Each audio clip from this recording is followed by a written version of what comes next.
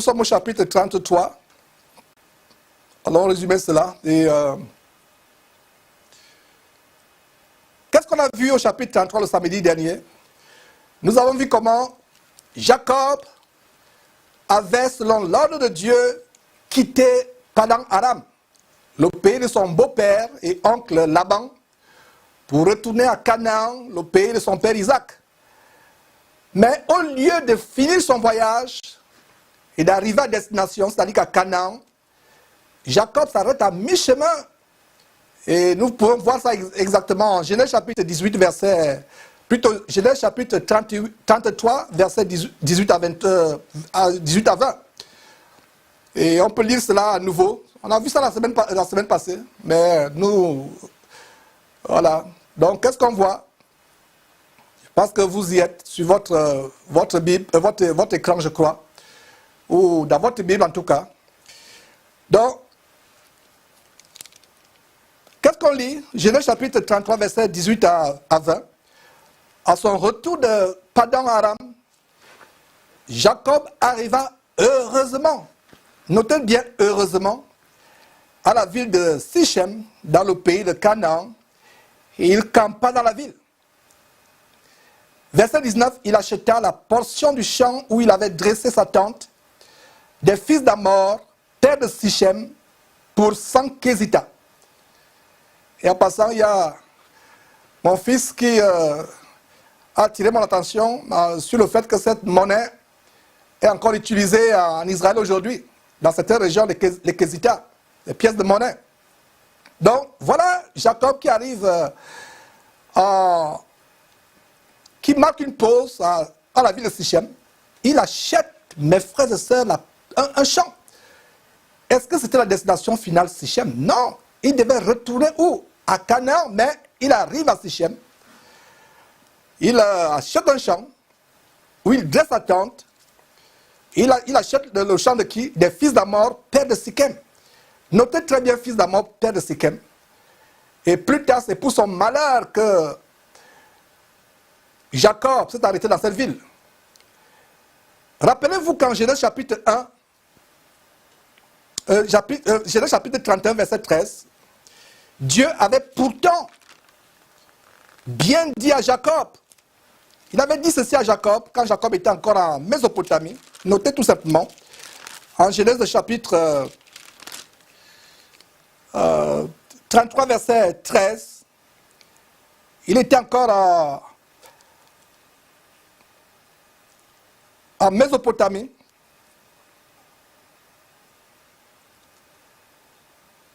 Il se rendait à Padan Aram.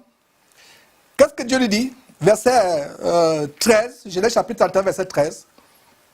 Je suis le Dieu de Bethel, où tu as oint un monument, où tu m'as fait un vœu. Maintenant, lève-toi, sors de ce pays et retourne où? Et retourne au pays de ta naissance. Donc, Bethel était le lieu où il avait érigé et oint un monument. Et Jacob, qui avait érigé ce monument, lui-même avait résolu d'y retourner. Mais lorsqu'il arrive à Sichem, qu'est-ce qui se passe? Possiblement séduit par la beauté de cette ville, par les opportunités par rapport à ses affaires, il se dit, c'est peut-être l'endroit le plus attrayant pour m'établir. Alors je vais y acheter un terrain. Donc Jacob s'établit dans cette ville où il n'aurait pas dû, comme on le verra dans quelques minutes, il achète une parcelle de terre. Jacob avait l'argent pour l'acheter, cette parcelle de terre. Et c'est souvent comme cela que nous, chrétiens, nous pensons à tort faire la volonté de Dieu. On se dit, si on a l'argent pour acheter quelque chose, c'est que ça doit être la volonté de Dieu. Si on a l'argent, on conclut que c'est la volonté de Dieu de faire ceci, de faire cela. Si on a pu avoir l'argent, c'est la volonté de Dieu. Mais généralement, c'est la volonté du diable. On a vu dans une étude précédente du livre de Jonas, comment Jonas avait l'argent pour acheter un ticket de bateau pour se rendre à Tarsis. Mais était-ce la volonté de Dieu? Mon frère, ma soeur, Non, absolument pas. Parce qu'il s'y rendait, il se rendait à Tarsis pour fuir l'ordre de Dieu. Éviter l'ordre de Dieu d'aller prêcher la repentance aux méchants et cruels habitants de Ninive.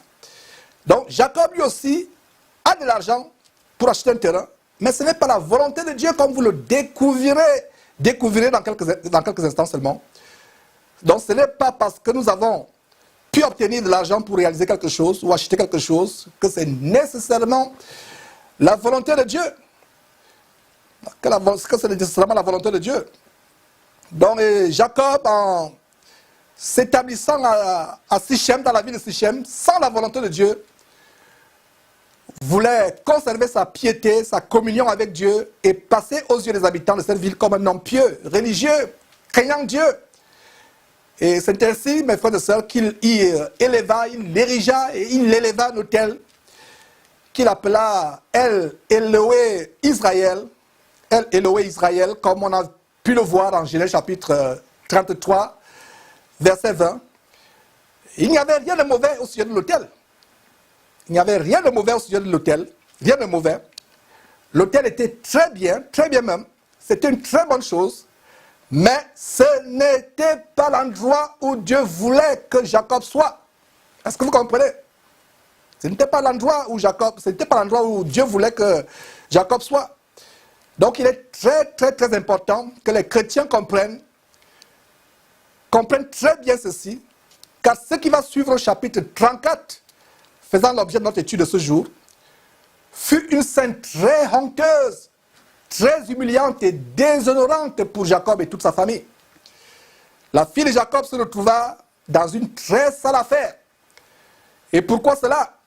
Tout simplement parce que son père s'établit au mauvais endroit sans la volonté de Dieu. La fille de Jacob ne se serait pas empêtrée dans ce terrible problème si Jacob était retourné à Canaan, si s'était établi au lieu où Dieu voulait qu'il soit, c'est-à-dire à Bethel. Donc ici, Jacob, mes frères et sœurs, est l'image d'un chrétien qui veut vivre une vie pieuse, craignant Dieu, mais qui se retrouve malheureusement au mauvais endroit ou dans une mauvaise église, une fausse église avec les faux pasteurs, soit à cause de son ignorance, soit à cause de son amour pour le monde, de son attachement aux choses mondaines, frivoles, voluptueuses, parce que telle église a un orchestre qui vous chante le rock ou le dombolo zaïrois, congolais, tous les dimanches, où il y a les roulements de terre et les ronronnements de la guitare basse, dont les gens peuvent tournoyer le derrière, danser, sautiller, aller encore suivre l'émission où nous dénoncions le pasteur vampire Otto, comment les gens passent le temps à danser. Il y a des concours de danse qui peut descendre plus bas que le pasteur. Lui-même, il dit qu'il peut descendre plus bas que moi. Donc, dites à quelqu'un de sortir de cette abomination, il ne sortira pas. Donc, voilà comment des chrétiens, pourtant pieux, craignant Dieu, se retrouvent dans des mauvais endroits, là où Dieu ne voudrait pas qu'ils soient. Là où Dieu ne voudrait pas qu'ils soient, ils se retrouvent. Pourquoi? Parce que soit ils sont ignorants, soit ils sont envoûtés, ensorcelés par ces pasteurs sorciers, soit tout simplement ils aiment les plaisirs du monde plus que Dieu. Ils ont un pied dans le monde, un pied à Christ. Comme ils ont abandonné les boîtes de nuit, ils sont nostalgiques des boîtes de nuit qu'ils ont abandonnées. Il faut qu'ils retrouvent les mêmes boîtes de nuit, avec les jeux de lumière. Et de plus en plus, vous voyez, les églises ont des lumières tamisées, comme la boîte, exactement comme la boîte de nuit, c'est sombre. Il y a des boules d'ambiance, avec les lumières multicolores, sombres, on baisse tout quand il faut prier. C'est terrible, mes frères et sœurs. Donc si vous êtes dans un endroit où vous avez du mal à sortir, où Dieu ne voudrait pas que vous soyez, par exemple, ces églises dénominationnelles, vous n'êtes pas différent de Jacob. Donc, si vous avez été violé ou escroqué par un faux pasteur, c'est la preuve que ce n'est pas la volonté de Dieu que vous soyez dans un tel endroit, dans sa soi-disant église, qui n'est qu'un camp de concentration, un boulevard, menant en enfer. Donc, ici, nous sommes toujours en Genèse chapitre 33 à la fin. Donc, Jacob pose un très grand acte religieux à Sichem. C'est un grand acte, un acte louable. Il élève un autel à Dieu. Jacob, en la fin de Genèse chapitre 33, pose un grand acte religieux, louable. Il y construit un autel à Dieu, le Dieu de son père Isaac et de son grand-père Abraham. Mais c'est dans un endroit où sa chair se sent à l'aise, selon la convoitise de son cœur, selon la convoitise de ses yeux. Et ce n'est pas un endroit où Dieu a voulu qu'il soit. Il devait tout simplement traverser cet endroit en courant, comme on va voir. Donc il y a des faux pasteurs, des pasteurs vampires, escrocs, comme Ivan Castanou, Yves Castanou, Masolo Tunasi, Karambiri, Alpha Lukao, la liste est longue. Des faux pasteurs qui vous enseignent qu'il vous faut choisir des endroits ou des environnements propices à une bonne communion avec Dieu. Mais ce n'est pas le vrai Dieu. Ce n'est pas du vrai Dieu qu'il s'agit, du vrai Dieu, Père de notre Seigneur Jésus-Christ, qu'il s'agit, mais du diable, leur père. Ils vous disent qu'il faut des églises avec home cinéma, écran géant, des églises avec piscine, salle de gym, salle de sauna, salle de massage, pour bien prier.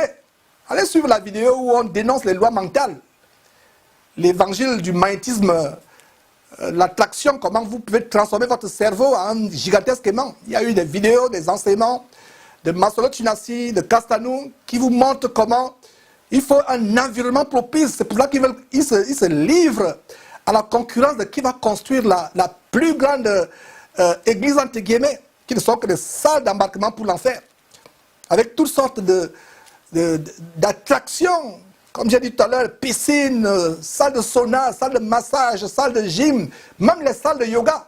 Alors que le yoga, c'est une pratique démoniaque qui vous amène à entrer en contact avec l'esprit du Kundalini, l'esprit de Python qui entre en vous, à travers votre colonne vertébrale. Mes frères et sœurs, ils vous disent qu'il faut ces choses pour bien prier. Quel mensonge satanique! Exactement comme leur père, le diable, qui avait essayé de séduire le Seigneur Jésus-Christ en lui montrant toute la gloire de la terre. Il lui dit, prosterne-toi et adore-moi, je te donnerai toutes ces choses. Vous pouvez lire cela en Matthieu chapitre 4 à partir du verset 1, ou Luc chapitre 4 à partir du verset 1. Ouais. Donc, il y a des chrétiens qui craignent Dieu, qui sont pieux, qui aiment Dieu, mais qui malheureusement se retrouvent dans les églises, camps de concentration, ces églises de bâtiments. Et plaise à Dieu, après la fin de l'étude de Genèse, on va commencer l'étude de Actes, et on va commencer à introduire le principe de l'église de maison, selon le premier siècle, l'église du premier siècle. Comment les chrétiens doivent se réunir de maison à maison, pas dans ces bâtiments, ces maisons de joie. Et beaucoup de chrétiens se retrouvent au mauvais endroit. Il y a des chrétiens, pour évangéliser, il faut d'abord qu'ils aillent dans les grandes villes. Il faut qu'il y ait des projets. Il dit, frère, prie pour moi parce que j'ai envie de commencer un ministère à Paris. Il oublie son village au fin fond du Cameroun. Il oublie son village au fin fond du Congo. Ou au fin fond de la Côte d'Ivoire. Mais il a des ambitions. Prie pour moi, je vais arriver à Paris. J'ai envie de commencer un ministère. Et vous pouvez conclure quelle est la motivation de ce frère. C'est la convoitise dans son cœur. Mes frères et sœurs, le Seigneur Jésus-Christ aurait pu s'installer à Rome pour exercer son ministère et y vivre une vie pieuse. Et Rome, on peut dire que Rome était l'équivalent de ce que New York est aujourd'hui. Mais Jésus-Christ choisit une ville méprisable de Galilée appelée Nazareth. Regardez, une ville, Nazareth, même plus tard. Nathanaël, quand Philippe vient dire à Nathanaël, nous avons rencontré le Messie, Nathanaël lui dit, mais qu'est-ce qui peut venir de bon de Nazareth? Donc Jésus n'a pas choisi Rome. Il a choisi une ville méprisable. Mes frères et sœurs, donc ce n'est pas suffisant d'ériger un soi-disant hôtel, comme Jacob l'a fait, ou de bâtir une soi-disant église. Ce qui est important, très important, c'est de le faire à l'endroit où Dieu voudrait que tu sois. C'est là où tu dois le faire. C'est de le faire à l'endroit que Dieu lui-même a choisi pour nous. Selon le modèle du Nouveau Testament, sur la base d'Éphésiens chapitre 2, verset 20. Que dit ce verset d'Éphésiens chapitre 2, verset 20? Nous bâtissons sur le fondement des apôtres et des prophètes, Jésus-Christ lui-même étant la pierre angulaire. Vous n'avez vu aucun apôtre du premier siècle construire un bâtiment. Aucun. Même celui qui s'était égaré, Diotrephe, n'avait pas construit le bâtiment. En tout cas, il n'y a pas de record biblique. D'où vient donc ces faux pasteurs se livrent à la course effrénée pour qui va construire le plus grand temple, le temple le plus luxueux. Ce n'est que le temple de la franc-maçonnerie avec les symboles franc-maçonniques qu'on a d'ailleurs démontré cela dans les émissions, mes frères et sœurs. Et nous pouvons voir comment dans l'Ancien Testament, Dieu a établi aux Israélites un endroit. Il leur a dit en Deutéronome, on va lire ça d'ailleurs, Deutéronome chapitre 12, lisons Deutéronome chapitre 12, versets 5 à 6. Dieu a dit à Israël, aux Israélites, d'aller à un endroit bien précis, de ne pas aller n'importe où. Et c'est ce que nous devons faire aujourd'hui. Nous devons pas aller n'importe où. Nous devons aller là où Dieu voudrait que nous soyons. Donc, Deutéronome, Exode, Genèse, Exode, Lévitique, Nombre, Deutéronome, chapitre 12. Nous pouvons lire à partir du verset 5. Vous irez au lieu que l'Éternel, votre Dieu, choisira. Notez bien le lieu que Dieu, l'Éternel, votre Dieu, choisira. Et non pas le lieu que vous allez choisir vous-même. Par votre propre convoitise, ce qui plaît à l'œil, ce qui plaît à la chair. L'homme aime ce qui plaît à la chair. L'homme regarde à ce qui plaît aux yeux.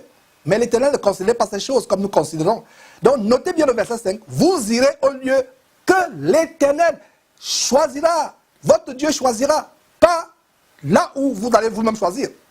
Donc vous irez au lieu que l'Éternel choisira parmi toutes vos tribus pour y placer son nom. Verset 6.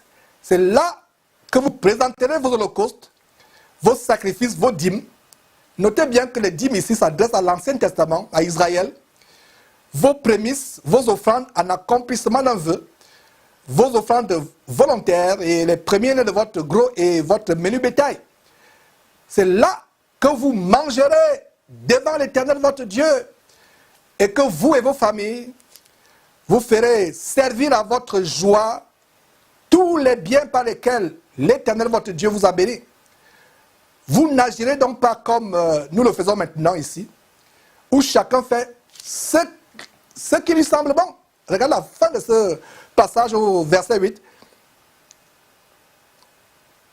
Vous n'agirez pas comme nous le faisons maintenant ici, où chacun fait quoi? Ce qui lui semble bon. C'est la même chose ici dans cette fin de temps.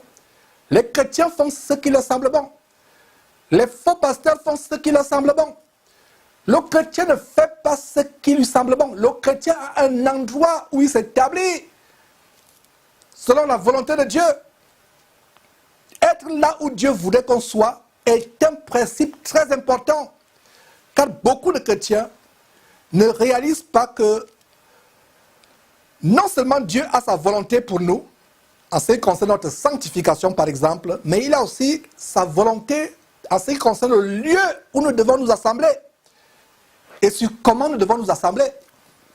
Aujourd'hui, vous avez des chorales, les gens sont sur le podium, les églises se transforment en spectateurs et en acteurs, le pasteur devient un acteur, la chorale devient un acteur avec des acteurs et des actrices, et ils sont devant vous, vous êtes assis en train de les applaudir, de les regarder. Ce n'est pas comme ça que l'église se rassemble. L'église du premier siècle, ils étaient dans une maison et vraisemblablement en cercle, se regardant les uns les autres. Personne n'avait une place élevée au-dessus des autres. Personne n'avait un siège rambouillé, un trône bien orné, alors que les autres s'asseyaient sur les chaises en fer ou en banc ou en brique, au point d'avoir le dernier qui chouinte après les heures de passer temps assis. Non, ils étaient tous ensemble dans la simplicité. Voilà comment le Seigneur voudrait que nous nous réunissons. Regardez, je cite tout simplement noté, Colossiens chapitre 3, verset 16. Que faites donc quand vous vous assemblez? Les uns ou les autres ont-ils les cantiques, un hymne, un cantique, une exhortation, les uns ou les autres. Ce n'est pas que vous avez une chorale devant avec les spécialistes de chant. Quelle abomination! Et il y a dans la semaine, j'ai partagé un livre merveilleux, Franck Viola, l'Église paganisée, qui nous montre l'origine des abominations que nous avons aujourd'hui dans les églises, telles que le col pastoral. Il y a les cols pastoraux, le col Mao, les habits de pasteur, les vêtements de pasteur, les vêtements sacerdotaux. Jésus n'avait pas de vêtements spéciaux. Les pasteurs n'avaient pas de vêtements spéciaux. Au 1er siècle, dans le livre des Actes, regardez, quand on vient attraper Jésus, il a fallu que Judas vienne lui faire un baiser. Parce que Jésus, de par sa façon de s'habiller, ne pouvait pas être différent. On ne pouvait pas le différencier de Pierre et autres qui étaient des pécheurs. Il était simple. Aujourd'hui, envoyer la police Ivan Kassanou pour attraper Ivan Kassanou. Même si on n'a pas donné la photo d'Ivan Kassanou à la police saura qui est Ivan Kassanou. Il est là-bas devant. C'est poumonant. Il y a la parole de piété, fermant les yeux, apparaissant comme un ange. C'est lui qui va prêcher, c'est lui encore une heure de temps qui s'époumonne à vous, à chanter. De fois même, il va encore sur le piano. Homme orchestre. Bien habillé, tirant 4 épingles. Alors que vous avez eu la peine même à avoir le ticket du métro pour vous rendre à son abomination. Le policier saura directement à travers le siège où il s'assoit qui est le chef de cette abomination qu'ils appellent l'Église. Mais au temps de Jésus, il n'y avait pas d'habit spécial. Aujourd'hui, regardez l'abomination catholique. Ils ont les soutanes. Ils ont les habits spéciaux. Ça nous rappelle quoi? Ça nous rappelle Matthieu chapitre 23. Ils aiment se pavaner en habit de roi, en habit sacerdotaux. Et les descendants ou les descendantes de la Babylone, la grande qui est l'église catholique, les petites filles et arrière-petites-filles, la Babylone, la grande qui est l'église catholique, c'est-à-dire que les églises du mouvement pentecôtiste, baptiste, luthérien, méthodiste aussi, eux aussi ils ont maintenant les tenues qui varient les uns les autres. D'où vient que les chrétiens ont des tenues? Voilà comment les gens font comme bon leur semble. Notez encore ce verset de Deutéronome chapitre 12, verset 8, qui dit que vous n'agirez pas comme vous le faites maintenant, où chacun fait ce que bon lui semble. Dieu a établi un modèle dans l'Ancien Testament pour les Israélites, de même pour l'Église, corps de Christ. Dieu a établi un modèle que nous devons respecter. Mes frères, est-ce difficile? N'est-ce pas aussi simple que ça? Dieu a établi un modèle. Pourquoi n'allons-nous pas tout simplement à la Bible? Vous savez pourquoi il y a plusieurs dénominations qui se font la guerre aujourd'hui, qui différencient les uns les autres? Parce que chacun a son interprétation de ce que Christ a enseigné. Chacun veut faire à sa manière.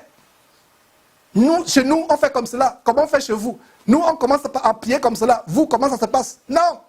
Allez lire 1 Corinthiens chapitre 14, verset 26 et Colossiens chapitre 3, verset 16. Et vous allez voir ce qui se passe quand les chrétiens se réunissent.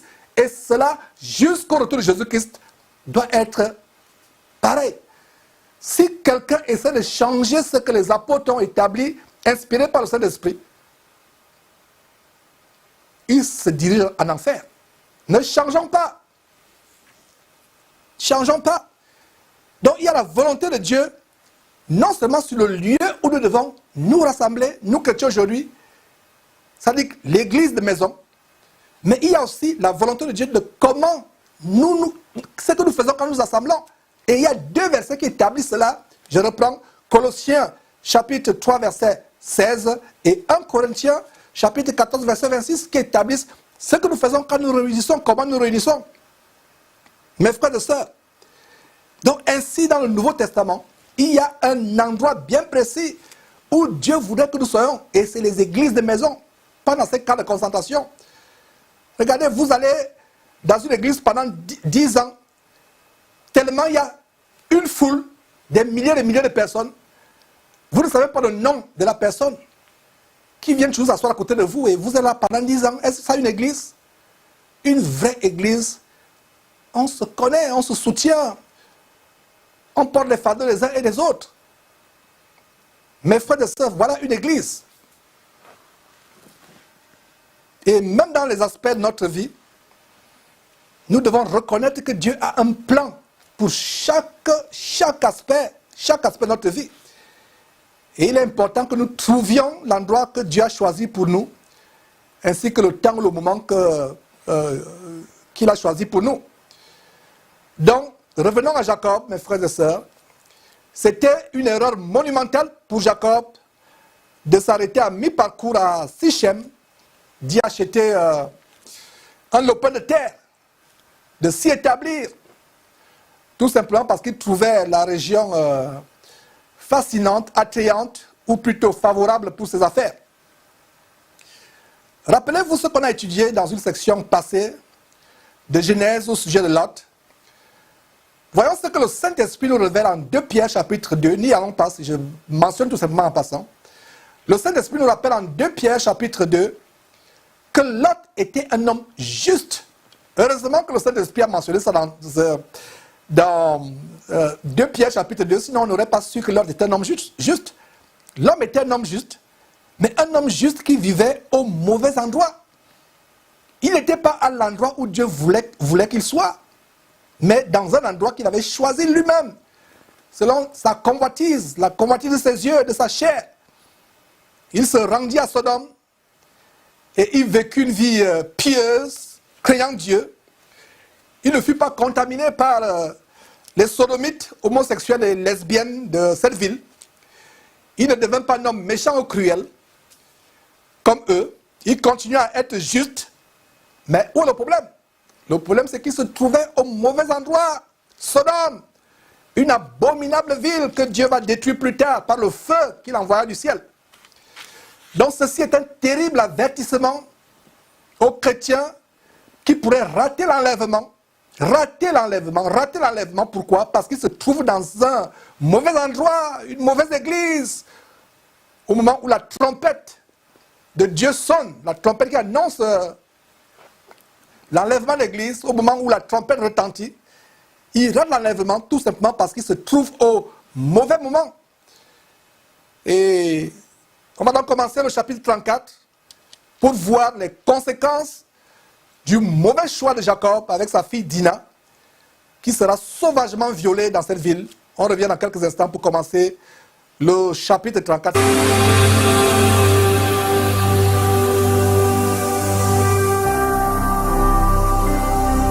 Jésus-Christ TV, vous connaîtrez la vérité et la vérité vous affranchira.